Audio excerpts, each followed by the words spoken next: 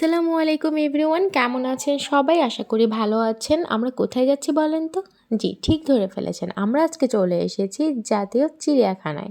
আলামিনকে প্রথমবারের মতো পশু পাখিদের সাথে পরিচয় করিয়ে দেওয়ার জন্য নিয়ে আসা হয়েছিল চিড়িয়াখানায়। আলামিনের এটাই চিড়িয়াখানায় প্রথমবার আসা, আর ও খুব এক্সাইটেড ছিল, সেই সাথে লিখনও।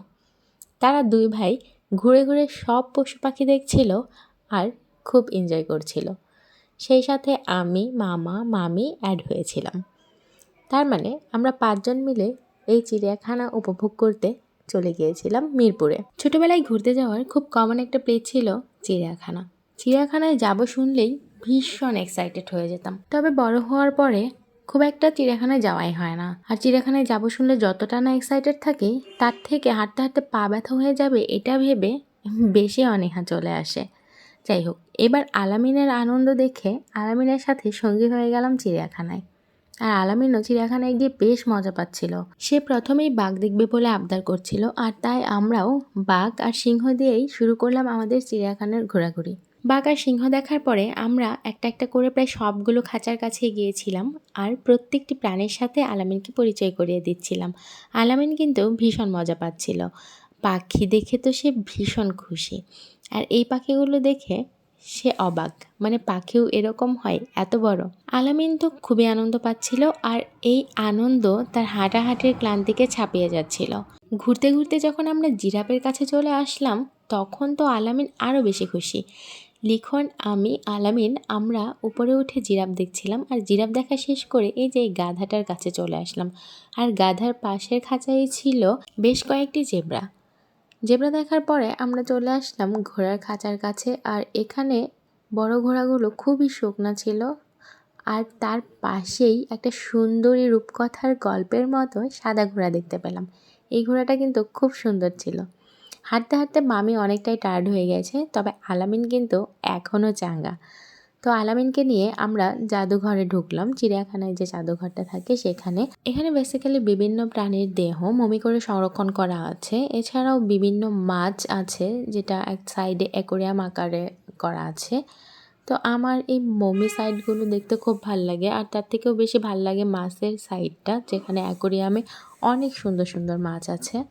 তো আমরা ঘুরে ঘুরে দেখছিলাম এই যেখানে সিংহের বাচ্চা, বাঘের বাচ্চা, এগুলো সব ছোট ছোট করে কাচের বয়ামগুলোতে সংরক্ষণ করা আছে। আর এই সাইডটাতে মমি করে প্রায় সব ধরনের বাংলাদেশি প্রাণী যেগুলো আছে তাদের মমি আকারে কিন্তু সংরক্ষণ করা আছে।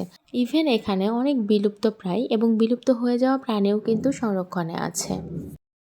চিড়িয়াখানায় ঘোরাঘুরি বাচ্চাদের এবং বড়দের সবার জন্যই কিন্তু একটা রিফ্রেশমেন্ট নিয়ে আসে, কারণ এটা একসাথে যেমন আনন্দ দেয়, ঠিক তার সাথে প্রচণ্ড জ্ঞান অর্জনেরও সুযোগ করে দেয়। নিজের দেশের প্রাণী পাখপাখালি সম্পর্কে জানার শ্রেষ্ঠ একটি জায়গা হলো চিড়িয়াখানা।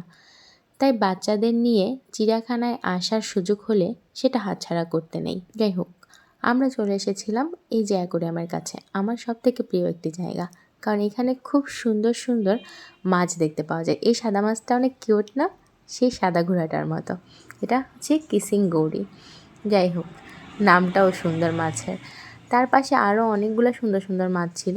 এই যে দেখেন, এই সাদা মাছটা আবার একটু অন্যরকম টাইপের। আলামিনও ঘুরে ঘুরে প্রত্যেকটি মাছ দেখছিল আর বেশ আনন্দ পাচ্ছিল। মাছ দেখা শেষ করে যখন আমরা জাদুঘর থেকে বের হতে যাব, সেই সময় আমাদের দেখা হলো এই কিউট কচ্ছপটার সাথে। জাদুঘর থেকে বের হয়ে আমরা সবাই একটা করে ঠান্ডা খেলাম। আলামিনও একটা জুসের বোতল হাতে নিয়ে হাঁটতে শুরু করে দিল, কারণ আমাদের এখনও চিড়িয়াখানার আরও একটা সাইড দেখা বাকি। আলামিন দেখতে পাচ্ছিল না বলে মামি তাকে কোলে নিয়ে শকুন পাখি দেখাচ্ছিল। শকুন পাখি দেখে তো আলামিন বেশ ভয় পেয়ে গিয়েছে।